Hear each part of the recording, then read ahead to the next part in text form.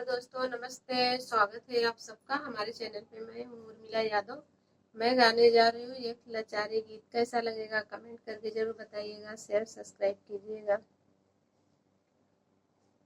चार चार चूड़ी के बीच कलाई मोर दाबे कंगनवा। चार चार चूड़ी के बीच कलाई मोर दाबे कंगनवा।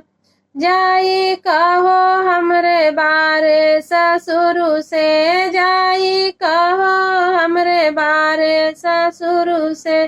कंगना कर बदलाई कलाई मोर दाबे कंगनावा।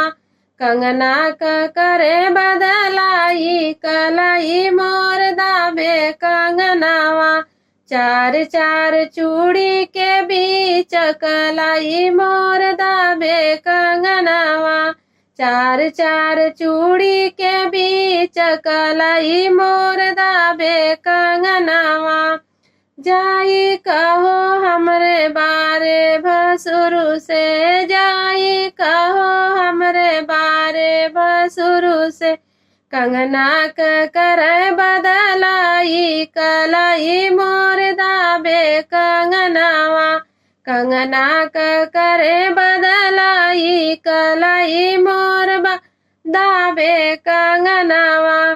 चार चार चूड़ी के बीच कलाई मोर दाबे कंगनावा। चार चार चूड़ी के बीच कलाई मोर दाबे कंगनावा। जाई कहो हमरे बारे देवर से, जाई कहो हमरे बारे देवरु से। कंगना कई कर बदलाई कलाई मोर दाबे कंगनावा।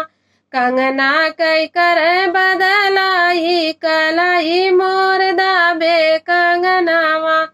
चार चार चूड़ी के बीच कलाई मोर दाबे कंगनावा।